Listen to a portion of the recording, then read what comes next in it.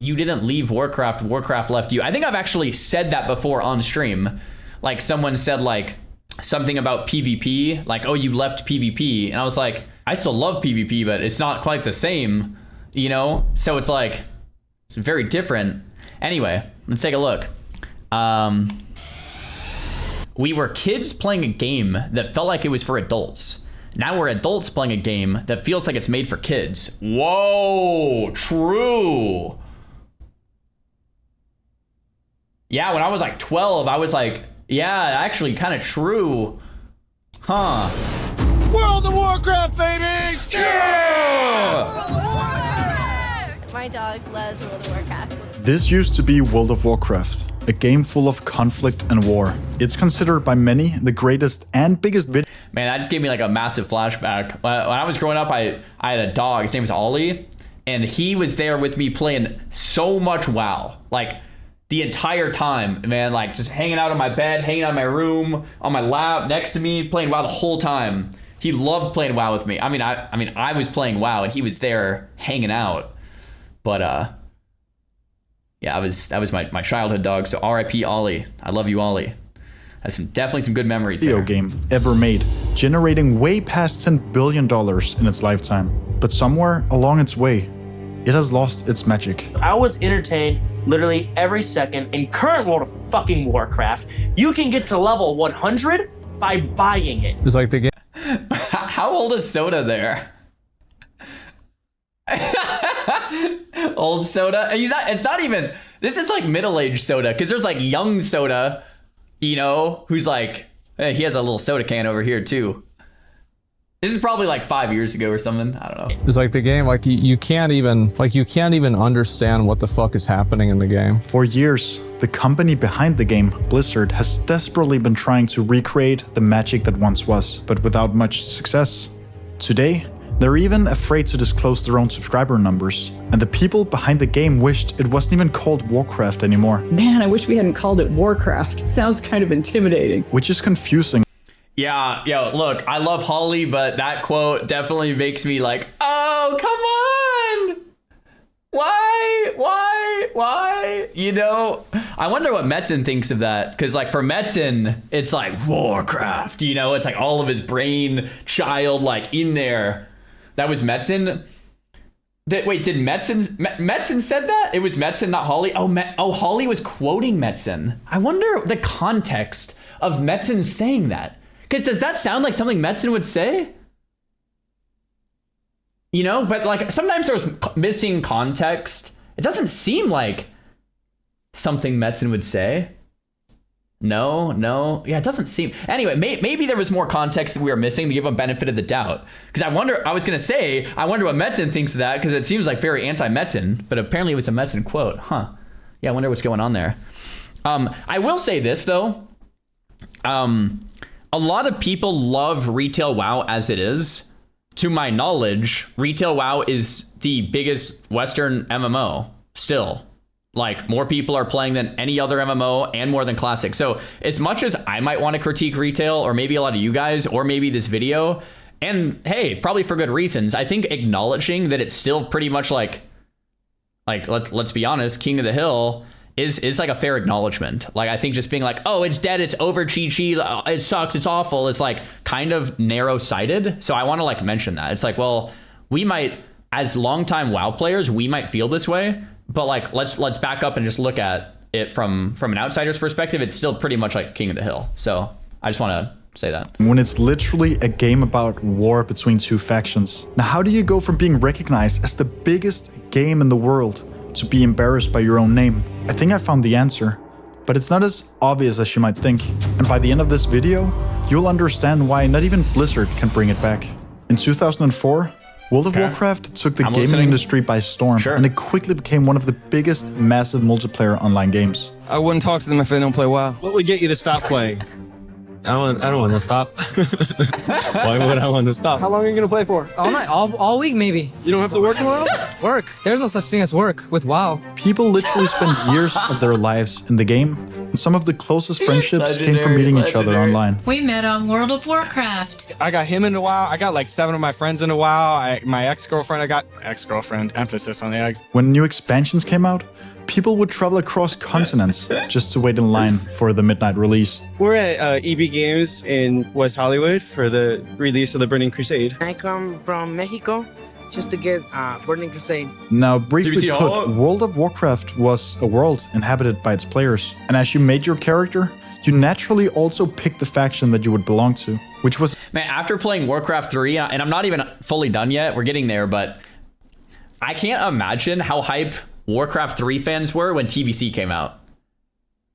And they saw the TVC trailer with Illidan. Or like when Wrath came out, it's like when ICC launched, like I can't even imagine what the Warcraft 3 fans felt in that moment, like back in the day. Because like I can start to imagine how it would feel, but like actually being there, it's like, oh my gosh. And like keep in mind, I played on launch back in the day, and I was a kid. I was very excited. I remember sitting in class, like staring at the clock, being like, I need to go home because the burning portal, the portal opened. I gotta get to Hellfire Peninsula. I gotta start questing. I gotta start leveling. I gotta get my gear so I can get to the end game. So I can raid. Like I'm gonna get behind. All my guildies already leveling. Go. Like that was me, right? Like I already loved it, but like knowing the multiplier that would have been there if I played Warcraft 3, it would have been like 10x. You know what I'm saying? It was a choice at first that didn't really seem like it mattered. But it did. Now imagine that you entered the zone, the Barrens, as a Horde player. You're excited to have hit level 10. You place your first talent point in your talent tree, looking forward to filling out the remaining 50. You're now off to explore the world. But suddenly, an Alliance player marked as Skull appears out of nowhere and just kills you. You press release spirit, only to find yourself having to walk for 10 minutes as a ghost, till you find your body and are able to come back to life. But then, 3 seconds after you come to life, the Alliance player kills you once again. You see, he gets his joy out of making your life miserable, which is why he's been waiting for you for all 10 minutes. And this is exactly where the magic of World of Warcraft happens, because nothing builds a stronger bond between players than sharing a common enemy. You start... I was gonna say, like, I thought he was gonna be like, this guy's ruining it for everyone or something. He's like, oh, this is great. Start to ask for help from other Horde players in the zone-wide chat, and together you defeat that Alliance scum. Now from this day onwards, you're a Horde player for life, officially at war with the Alliance. I'm looking for World PvP because I hate Horde, so I kill Horde when I see Horde. Do you guys play together? No, we play different servers. He's Horde, I'm Alliance. Oh, that's like 7 bedrooms. Wait until she levels up so I can kill her. It became a cult-like movement. Like the amount of people who walk up to me and show me their Horde tattoo. Yeah, that's my tattoo. The Alliance. Horde! Horde for the win! Horde! Alliance. Horde! Come on, man. Even commercials were centered around the two factions at war. So is he gonna say? I mean, I haven't seen this, but is he gonna say like on retail, Alliance and Horde can group together, and like that like fundamentally changes the game? Because it's like, what the heck, man? Is that what he's gonna say? Bro, do you guys remember this Mountain Dew? By the way, dude, I slammed so many of these things. What was it called? The night elf one, the blue one, the little night elf in the can. Do you guys remember? Oh my gosh, was it called Code Red? There was the red one and then the blue one. Yeah, I like the blue one, Code Blue. Oh my gosh, it was good. Oh yeah, this one.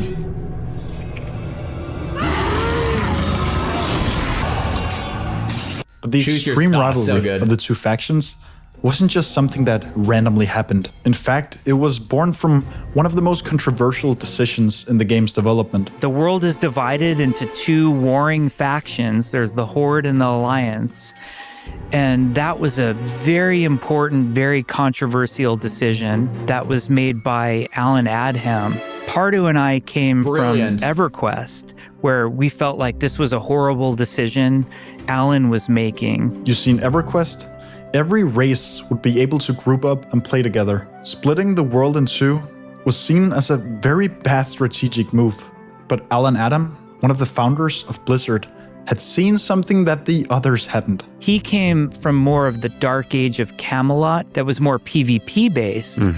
And he said the magic of that game was they had 3 factions. He liked the fact that you were instantly on a team. You weren't a loner in the world. Whether you liked it or not, you had people on your side. Alan's a smart guy. The fact that he was fighting so hard for Horde Alliance, we gotta do it. The war between the factions wasn't just a side effect, it was the design. But splitting the world into 2 teams were only half of it, because a rivalry and a war, well, it needs a reason behind it to make you want to fight. And that reason, that came from just only one man. Chris Metzen, who was the creative director on World of Warcraft, and really like Alan Adham, who's one of the founders of Blizzard, calls Chris the heart and soul of Blizzard. It's almost like when you're making a Blizzard game, you're making Chris's imagination. And Chris famously said the lead character of World of Warcraft is the world. You see, World of Warcraft was based off of the game Warcraft, which was a strategy game about 2 armies at war. And Metzen had been the one writing the war since the very beginning. You know, in Warcraft 1, we had the kingdom of Stormwind in the land of Azeroth, and it was the conflict of that game was pretty much contained within that place. You know, the orcs come through the swamps of Sorrow and through Elwynn Forest and attack Stormwind. The scope of that conflict was pretty small. As we started talking about Warcraft 2, and the idea of expanding the 2 armies, the human group became the alliance, with elves and dwarves and gnomes. Reciprocally, the orc group expanded to include forest trolls and ogres and death knights and all sorts of good creepy guys. So a lot of the design decisions with the 2 armies and kind of expanding them predicated building the world and building it out further. Now, Alan Adam and Chris Metzen both agreed on a very important thing, and that was the game needed both factions and a reason to fight each other, essentially giving birth to the magic of the World of Warcraft. But can you guys imagine a WoW without Alliance and Horde?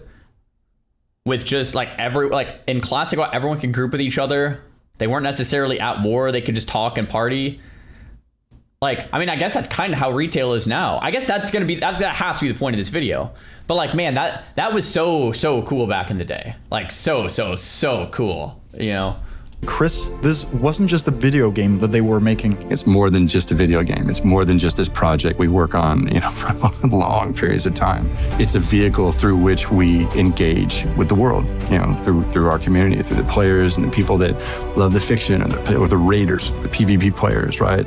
All sorts of different types of WoW player out there, but we're all kind of united by this space. And the passion that the players would feel from Chris Metzen building these stories so passionately to bring us together is essentially what made World of Warcraft such a big game for years. But Blizzard's biggest success of a video game would soon get in very big trouble. When you attract millions upon millions of players interested in paying a subscription fee, well, you also attract someone else. And someone else was knocking on Blizzard's door. Meet Bobby Kotick, a hardcore American businessman who had been at the steering wheel for Activision since the 90s. His entire career was built on doing turnarounds of companies near bankruptcy. You know what? I never ran a business that didn't make money. That gets back to the DNA of, I don't know how to do that. After successfully turning the sinking ship of Activision around, he was hungry for more. So he put his target on a studio that could build him an empire. Blizzard Entertainment. The deal he made merged Activision with Blizzard's parent company, and from that, they created a giant called Activision Blizzard, with Bobby Kotick at the steering wheel together with his board. And they only had one thing in mind, and that was making money. Now, the timing was almost too perfect because Blizzard were actually mid-development on what would become the single biggest expansion that World of Warcraft would ever see, growing from all the way up to 12 million subscribers. Do you realize? Wait, Activision merged with Blizzard before Wrath came out? When was Activision Blizzard merger?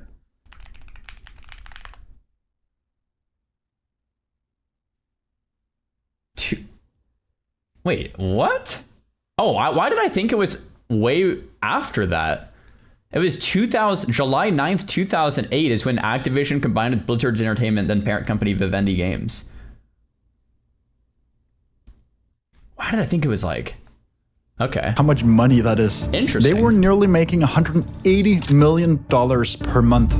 Now, making money isn't necessarily a bad thing, because Blizzard were already doing so way before Activision entered the image. But when your number one priority is to be profitable, it shifts the focus from making the world of Warcraft to make money off of the World of Warcraft. And this matters because suddenly the game and the people developing it had metrics and targets to reach, which means that the decision making wasn't up to Chris Metzen all alone anymore, but rather in the boardroom talking about numbers and targets. Suddenly, the content that was made and released with the patch. I would love to hear Chris Metzen's unfiltered opinion of this. Right? Like from the creative genius of Warcraft 3 into classic WoW, TBC Wrath, and then the merger. I would love to hear his opinion and take on it. Like unfiltered though, like 100% unfiltered. I don't know if that would ever actually happen. Not a chance. Yeah, maybe after he retires or re-retires like 10, 15 years down the road, maybe we'll hear that story. That would be a story I would love to hear. He has an NDA 100%. I'm sure, right? That's what I'm saying. But like maybe 10 or 15 years down the road, we'll get some interview with him at some point and hear that story. That'd be a cool story. Was more focused on keeping you playing with the daily and weekly chores. But even worse, microtransactions were also introduced. Now, the first purchasable mount, the Celestial Steed, was priced at $25. And according to a former Blizzard developer, it ended up making more money than StarCraft 2 would ever make. Think about that for a second. I have heard that stat. This mount made more than StarCraft 2 in its entirety. This mount. Fake. Oh, is that fake news? It's a couple of people in the chat are saying fake news. I've heard this stat before, which is like completely mind-blowing if it's true. That was a lie from Pirate? Wait, Pirate said that? Was it not true? I don't know. It was debunked? It's a wrong stat. Oh, I've heard it. If it's a wrong stat, then, you know, then it's wrong. But if it's real, that's like mind-blowing. Bobby Kotick and Activision were really good at making money indeed. But they weren't the only ones who had noticed how much money that World of Warcraft was printing. The entire gaming industry wanted a piece of the pie. One by one, new MMOs started appearing. Star Wars: The Old Republic, at the time one of the most expensive video games ever made. Warhammer Online, Rift, Wildstar, and even Final Fantasy. Every time one of them was released, the press and some of the player base would hype it up to be a potential WoW killer. But essentially nothing could recreate the magic of World of Warcraft. Star Wars lost so many subscribers it went free to play within a year. Wildstar got shut down, and Final Fantasy, it never really took off. Well, until later, but I'll get back to that. No WoW killers actually killed the game, and it was... I've talked about my theories for this for a long time, but like one of them is like, and a lot of people disagree on this one, but like I swear a really massive MMO kind of has to be fantasy driven or like medieval style. And we were talking about the other week why are all the biggest MMOs this way and not all of them are like space based or like underwater themed or something like that. And I think it's because like primordially as humans we look back at like our ancestors and be like, oh wow, we came from sticks and stones and, you know, trying to make fire and stuff like that. So like living in a world where you go back to that like hits home with us somewhere. And I feel like all of the biggest MMOs kind of have this common thread. And when you make it like a space-based one, it's like, I mean, maybe you can do okay or even pretty well, but like to dethrone the biggest, I don't know. Eve is a space MMO. Yeah. And how is Eve doing compared to like the biggest ones, right? Like that's kind of my point, right? Anyway, a lot of people seem to disagree, but I think that's a big one. And then the other one is like having really, and I'm learning this more firsthand now, is having really good lore before actually just launching a world. Like, so basically answering the question of why should I care, right? Why should I be invested in this world? And Warcraft 1, 2, and 3 kind of gives World of Warcraft that meaning before you even ever play for a lot of people. So like having that lore with this type of world, it's like home run, man. And a lot of other games like didn't really have that either. It's just like, oh, here's a game. Why do we care as much, right? The right MMO, I think will. I think I'm very optimistic for it. Yeah. Dominating its competition, essentially crowning it the king of the MMO genre. But as Chris Metzen wrote in his own story arc, no king rules forever, my son. as Blizzard had just peaked in its subscribers with the conclusion of its story. Bro, I wanna watch this trailer after I beat Warcraft 3, the Scourge campaign. I can't wait to watch this trailer. Like, I've seen it many times. We farmed Invincible, but like I wanna rewatch it through the lens and the eyes of a Warcraft 3 completer. The line of Wrath of the Lich King. Something was about to go terribly wrong. You see, changing the focus from creating a world to milking it will never go unnoticed by your own player base. And the players, well, they just wanted the magic back. Have you ever thought about adding servers for previous expansions as they were then? In 2013, one very brave soul managed to enter BlizzCon's Q&A and ask the Blizzard team directly if they would ever reintroduce a classic version of the game. That was 2013? But Activision Blizzard, well, they just dismissed his proposal. No. And by the way, you don't want to do that either. You think you do, but you don't. Essentially breaking the link of trust between the developers and the players. Slowly but surely, the player base's frustration only grew bigger and bigger. You probably heard me do a long rant about why I hate World of Warcraft currently. You can legitimately get to level 100 in a day. A fucking day. I feel like everyone wants to love World of Warcraft so fucking badly, and it's just so hard. It's just this stupid fucking deformed piece of shit. But it wasn't just the players who were struggling with Blizzard's change of focus. On the inside, the very own people who had created the world were starting to struggle as well. By the release of the expansion Mist of Pandaria, Chris Metzen, the heart and the soul of the game, had started showing early signs of disagreeing with the direction of the game and Activision Blizzard. Sure, it's a job. Sure, we got a company to run, we got a product to put out, but that's not the point. He confided in an open interview that one of his greatest fears were to let down the Warcraft fans. He feared that people hated the game that they had made, and he dishonored the brand and the company behind it. He felt like a victim. Oh, interesting. Like I said, I would love to hear like the whole Chris Metzen story. To my knowledge, she like left for a few years too, and then came back. Like I said, I would love to hear the full scoop of exactly why he left, like the inside story, and then exactly what made him come back, and like this and that. It was for like a decade. Was it that long? Was it really? I thought it was more like 3 to 5 years he was gone. Was it actually 10 years? Yeah, I would maybe one day we'll get that story. That would be really cool. Of the split focus within Blizzard to make money, as he described in his own words, falling into a trap and cycle of performance. In 2016, Chris Metzen resigned from his role at Blizzard due to extreme burnout. But he didn't just leave Blizzard and the game behind. He also left the player base behind. You see, they kept releasing expansion upon expansion built to keep its players playing and sell copies. But the subscriber count would just still keep dropping. Eventually, Blizzard just stopped telling us what their subscriber numbers were. But as players had lost all hope for the game, something had been going down in secret. As these supposedly MMO killers had been appearing left and right to push Warcraft off of its pedestal, it turns out that the actual threat wasn't any of them. 30 hardcore WoW fans who had been playing since the release of the classic game in 2004 had taken it upon their own hands to give the players what they actually wanted. Illegally, they had built a duplicate version of the old game and ran a publicly available server for free called Nostalrius. And the server, well, it was literally packed with people who had quit Blizzard's version of the game to play the game that had the magic that they fell in love with. In over a year, Nostalrius reached close to 1 million created accounts and over 150,000 active monthly players.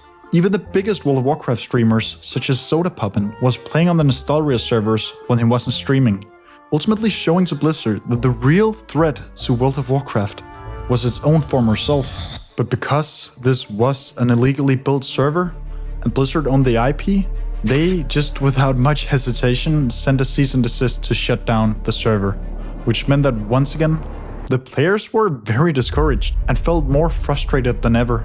They literally ran it for just the love of the game, as JonTron puts it. And you literally went out of your way and you got them shut down. It was your game. that was so good. But then something incredible happened. I mean, as much as I hate to say it, if you have IP, like, it's legally your duty to protect it, right? Like, if someone's stealing it, like, you kind of have to shut it down. If it gets big enough, you can't just, like, look the other way, even if you wanted to, because then you kind of lose it. Like, you have to actually legally do something about it. You protect it or lose it, exactly. I will say, without Nostalrius, would we ever have gotten Classic WoW in 2019? Probably not, right? Probably not. So it's probably good that it happened. But it was probably necessary it got shut down too. You can't just, right? Like, having that kind of movement happen, Blizzard seeing it, shutting it down, flying out the Nostalrius devs to campus, that whole thing set in motion, probably never happened. How many signatures did that petition get? Was it like 250,000 signatures or something? I remember like signing that like doc. It's like, we want this. Blizzard's like, oh crap, okay. Every single serious gamer played World of Warcraft at least once in their life. Blizzard would make a ton of money. So many people would come back if these servers were made and released. To convince Blizzard to finally listen, the players had realized that they needed to do the market research for Blizzard, showing the potential money that they could make off of re-releasing the classic game. And a petition was made. And it got signed by 280,000 people. It even got featured on BBC. Now, former WoW lead Mark Kern, that's like 250. he personally carried close to 10,000 of its pages into the official Blizzard HQ. And the Nostalrius team actually reached out to Blizzard to offer their help, saying that they would come on board to build the game with them. So Blizzard invited them in, and they met. But it was never disclosed what was said at the meeting, which to the players made it even worse. When Blizzard afterwards... I would have loved to see this kind of thing happen with Turtle WoW. Like, I never played Turtle, but from what I hear, it was like the closest thing to Classic Plus, and people seem to love it. I would have loved to see like history repeat itself. I mean, maybe it did, but we don't know. But I would have loved to see like the Turtle WoW devs be like, hey, look, yeah, we stole your IP, but like, look, we'd love to come on board and help make it, and like Blizzard fly them out, and like the Turtle WoW devs like help Blizzard like make something official. Is this just a bunch of copium? Is this a bunch of copium? Am I just on a bunch of copium? Probably. Ascension. From what I've seen of Ascension's not really Classic Plus. It's more like, or at least this new project, it's more of like a spin-off with like all new classes and stuff. I mean, I don't know about you guys, but I don't want that for Classic Plus. I mean, I haven't played or looked at it much, but like, I don't want like 20 new classes. I want like Classic WoW with some changes, more like a Turtle WoW is what I would want, not Ascension. So anyway, I would have liked to see something like that, but yeah, some cope. I guess that's not happening. Just decided to say nothing for a year and a half. Nothing. Until November 3rd, 2017. I want to take a minute. And I want to talk about ice cream. What? No. No way. Ice cream is one of my favorite desserts. But I understand that for some of you, no way. Your favorite flavor is vanilla. Nerd chills, bro. Vanilla? Fuck. Holy fuck. Oh, Jesus. Well, in case you guys didn't notice, did you see they announced classic service? We're doing that at the end. We agreed we were going to do that at the end. I just want to make sure you knew. I could not believe that it would be announced. So I just watched the announcements. Dude, I lost it. Oh, I started tearing up. Dude, I'm happy that Soda said it first, because I was there in person, and like, I'm not like a big crier, but I definitely did tear up a little bit too, because I was like, I'm gonna be able to play my favorite game from my childhood, like actually officially again. I swear, like I was looking around in the audience, and like half the audience was crying too. Like it was a pretty insane moment. Everyone's like crying together, like tears of like joy. Like, holy crap, this is the best thing ever. It was pretty darn hype. In person, that was nuts. Alan Brack, the very same guy who had gone out on stage to say that they would never release Classic, and that we as the player base think we want it, but we don't. He went out on stage again at BlizzCon to reveal that World of Warcraft Classic was finally being re-released, and the community went crazy for it. As it was released, streamers flocked to play WoW, and even veteran players returned to feel that same feeling they had back in 2004 playing the game. It broke the launch day Twitch records, with 1.1 million viewers on release day, and Blizzard finally saw their subscriber count just go up, as it was, according to their own financial statements, the biggest quarterly subscription increase they had ever seen. But there's just one massive problem with re-releasing an old game. You see, it was living on borrowed time. No matter how you looked at it, it is still a re-release of an old game.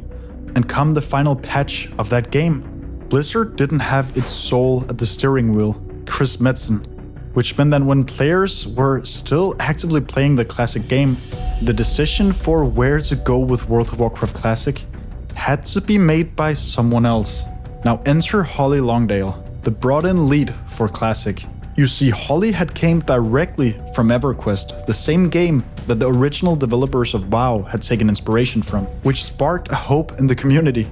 But the thing is just that her role at EverQuest wasn't connected to building an immersive world. It was something else. You see, under her decade-long tenure at EverQuest, she was in charge of re-releasing old versions of the game almost annually, each time with some added twist or a quality of life improvement, all to recycle old content and sell copies. Which is why when she joined Blizzard, Activision Blizzard went on to let Holly do what Holly does best. And that's when they announced that they would re-release the Burning Crusade Classic, just with extra vanity items to pay for and a copy to buy. Even seasonal servers, like they had done with EverQuest, came to life in World of Warcraft, constantly giving the player base hope that this would be a fresh version built on the old game that had so much magic that made it great. Eventually, of course, the disconnection to their player base caught up to Blizzard and to Holly, because while they... Man, I feel so conflicted here for like so many reasons. The first is like, I'm the kind of guy where like I've said this like so much, right? Like I would love there to be 2 WoWs, just retail and Classic Plus, and like that's kind of it. And like it sounds nice because it's like, okay, the player base is split way less and it's just streamlined. You want Classic or Modern, done. Like pick your choice, play, right? Kind of like RuneScape, old school, RuneScape 3, take your pick, boom, play, done, right? The problem with that is no more Wrath, no more TBC, no more, replaying this stuff, and then also no more, I guess, Era, right? Like that's a big deal. Like so, like it sounds good until you think about it. And it's like, kind of like there's a lot of downsides here too. And then I'm even more conflicted because after playing Warcraft 3, the story of WoW is just really darn good between Classic, TBC, and all the way through Wrath of like, oh my gosh, right? Like now that I'm playing Warcraft 3, it's like you want to see what happens to Arthas. Right, you want to go against Illidan, like you want to do these things. Like that's big lore, right? So like the trilogy is really darn cool. So like if you're Blizzard, it's like, and I'm even more conflicted because the player base, you guys, just absolutely love Classic, TBC, and Wrath. Am I wrong? Am I wrong? Like people would replay Classic, TBC, Wrath in cycles forever. Like it's just so darn good that like if you're Blizzard, it's kind of just like free money printer to just do like Classic, TBC, Wrath, right? It's easy. They've already released it and people love it. The problem is if you keep doing that, like what happens to Classic Plus, right? It's like, so I don't know, man. It's a tough one. It's really a tough one. When you look at the numbers of TBC relaunch, they're mind blowing. Like the amount of people rating every week in TBC, like the third time TBC is out, not the original, not the relaunch, but the relaunch, is like the number. There's like the numbers are so good. There's so many people playing. It's crazy. Right? So like in Holly's defense, I could see just wanting to re-release those 3 forever. The question is, what do you actually do with the characters in Wrath? Maybe this is what they'll do. Wrath will have a Wrath era realm, and then they'll relaunch Classic era that progresses to TBC and the Wrath, and at the end, all of them will be dumped into that Wrath era, and then they'll start again.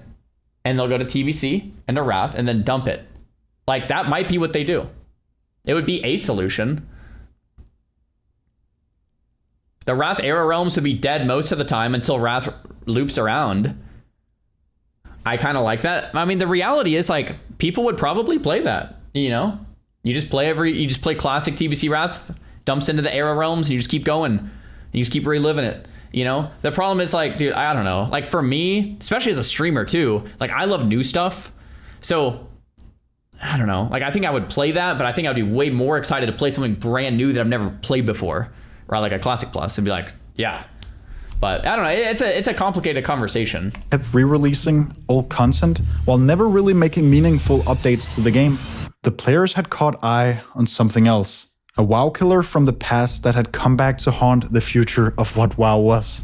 Final Fantasy XIV, a game that had initially failed, had remade their own game, and it was full of soul, as the creator behind it was a hardcore MMO player himself. Final Fantasy offered the WoW players a game that was built for gamers by gamers, like World of Warcraft once had been. And this caused a mass exodus from World of Warcraft by both players and huge streamers. But here's the sad truth. Because whenever Blizzard lost its players to a game like Final Fantasy... I actually never tried Final Fantasy. To be honest, I mean, not just Final Fantasy. I would love to play at some point just to give myself more perspective. Some of the OG MMOs like EverQuest, I think they're actually launching, what is it, EverQuest Legends or like Final Fantasy, just to play them, just to like figure out what's good. Like when I played New World for a few months, or actually like 6 months, and I played Lost Ark for a few months, like it's always good to just like you play, and maybe they're not better than WoW. I mean, they're not, but you learn things that you actually like, and then you learn things that you don't like, and it gives you more perspective when you come back to WoW of like, oh, like you see it with fresh eyes. So I don't know. I definitely plan to do more like variety, especially variety MMOs, almost in any sense, just to give me more perspective on WoW itself. Fantasy or a private server like Nostalrius, they were literally being told the same thing. We don't want new, we want what was lost. Now either Blizzard just couldn't hear it or actively chose to ignore it, because they were still trapped between the split focus of hitting quotas and keeping the players happy. But now there was a sale to Microsoft on the table, which meant that of course the numbers had to look good no matter what.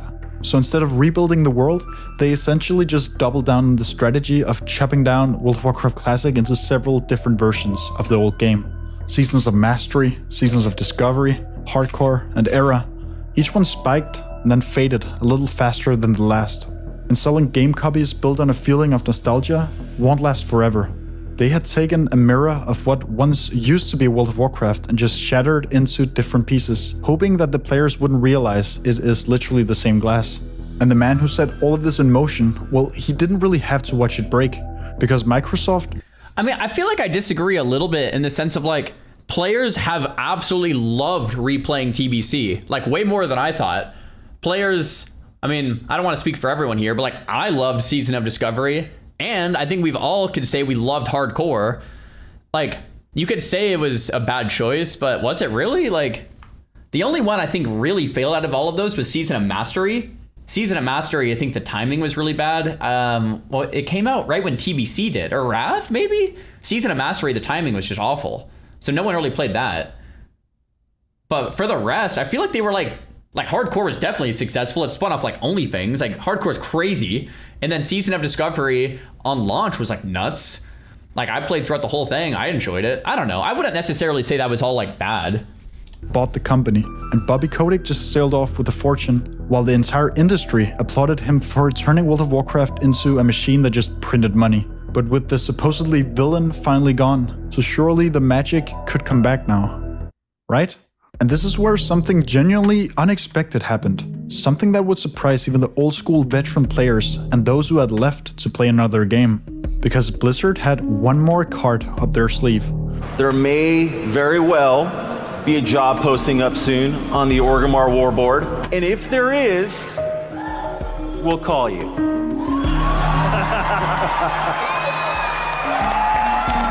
Hey, love you guys. I miss you. They had realized they could no longer recreate the magic that made the game so special. So they broke their in case of emergency glass and called back the heart and soul himself. Please welcome my friend and the executive creative director of the Warcraft universe. Oh shit! Chris Metzen. They're bringing him back. What up, BlizzCon? Yeah, that's wild. this one. I was watching it though. I never thought I would see this again. The king had returned to save his kingdom, and for the first... So he left in 2016 and came back in 2023. Did I get those years right? So it was 7 years. I don't know why I thought he was gone like 3 to 5, but it was like 7 years, right? If I have those dates right. Time in many years, there were finally real hope. But it didn't take long for this whole illusion to shatter, because both the company and the game he returned to wasn't at all the same anymore. We want everybody to be able to play WoW. I just want to bring it to as many people as possible. And that means, you know, evolving what Warcraft means, what it is, and where. Like, I would push back a little bit on that sentence from Holly. It's clipped out of context. So like, I always do this thing. It's like, I as a streamer, I hate being clipped out of context because I'm like, that's not what I meant. You should have listened to the whole thing. But then I do it to other people, like clip them out of context. But let me do that just now anyway. Clipping Holly out of context here. I don't think bringing WoW to as many people as you can is necessarily a good aim or goal. If you try to please everybody, you actually end up pleasing nobody. Instead, like, realizing that Warcraft fans are Warcraft fans for a reason, and making them as happy as you can, and like cultivating the game that the Warcraft fans are going to love is probably a better aim. And then it's like, if this isn't for you, then see ya. It's not for you then. It's probably like a better aim, right? Because then you're actually making a game that people love, and then will continue to come back to and share with their friends. Right? So I don't know. I don't know if I love the strategy of let's try to bring as many people in as possible and like try to make as many people happy as possible. Let's try to make as many people love our game as possible, because then you're just watering it down so that no one actually likes it. Right? I mean, that's if I'm gonna clip Holly out of context here. Like I said, I hate when people do that to me. Where it's going, we want it to be approachable. Today, both the Horde and the Alliance can easily play together, whether that's raids, dungeons, PvP. I mean, they can even join the same guild. And with that, it's become way less about war and much more about art and aesthetics. Some players call it the Disneyfication of World of Warcraft. So how do you go from being the greatest game of all time to now not even want to stand by your name? Even with Chris Metzen, we talk about, sometimes he's like, man, I wish we hadn't called it Warcraft. It sounds kind of intimidating. Did you catch it? Because this isn't according to Holly, her own words. This is actually something Chris has said, that he wished... Like I said, I feel like I can't picture Chris saying that, but I would love to hear the context around him saying that. Because like, to me, it's like, really? Like Chris said that? I don't know. Maybe it was a joke. Yeah, like the context, maybe it was a joke. Maybe he did say, I don't know. But that seems like a crazy thing for Chris to say. Maybe he was messing around one day. Maybe it was just like not something too serious. Call Metzen right now. I mean, yeah, I could just throw him a text. 1 sec. Hey Chris, what did you mean when you said... Okay. All right, cool. I'll let you know when I hear back. They didn't call it Warcraft. Chris Metzen has entirely changed his perspective on the story that he's writing, meaning that it's no longer supporting the core concept of what made WoW so good, which is war and conflict between the two factions. And the reason why they don't even want to call it Warcraft anymore is because that the name itself is actually a promise. Warcraft. And the people who are designing the world now, well, they don't want to keep that promise anymore, because the promise was made by an entirely different group of people. If you take out the war, well, all that's really left is just scenery. But of course, in today's day and age, for Blizzard to split the player base in half, make sure that they can't even talk to each other, and let strangers in the Barrens ruin each other's evening on purpose, that idea dies within 5 minutes in any design meeting today. We even heard Jeff say that back then it was a controversial decision, but Alan believed in it so much that they just had to go forward with it. Alan but at W. Blizzard, there's not really anyone left to fight for the war. Clearly, not even Metzen. And that is why that there will never be another World of Warcraft. Great video. A couple of you linked me that one. You didn't leave Warcraft left you. That went in a completely different direction than I thought it was going to. I will say this, I don't want to dismiss Metzen as like, oh, he said this, so now Metzen doesn't even know what's going on. I don't want to jump to that conclusion personally, because maybe it was just a random comment he said one day. Maybe he was joking, this and that. Maybe he actually meant it, and then it's like, okay, yeah, what the heck, man? But like, I don't know. I think jumping to the conclusion that like Metzin's lost it is like maybe a bit too much, right? It just doesn't sound like something Metzin would say. Maybe he did. I don't know. Anyway, still a good video. What I thought he was going to get in this video was on retail, Horde and Alliance actually can group together and like play together, so the war feeling is lost. But he never really said that, so that would be like an interesting take too, because like that's kind of true as well. Yeah, based on the title, I thought it was going to say like Warcraft changed so much, this and that. Still, yeah, solid upload. He did just say it right at the end. Like right here. To each other, and that strangers in the Barrens ruin each other's evening on purpose? That idea dies within 5 minutes in any design meeting today. We even heard Jeff say that back then it was a controversial decision, but Alan believed in it so much that they just had to go forward with it. I guess I was expecting like a full part on that, not like a little like brief thing at the end. But yeah, still. Solid. If you guys want to check out this video, it's from Moments of Warcraft. I'll link it for you guys.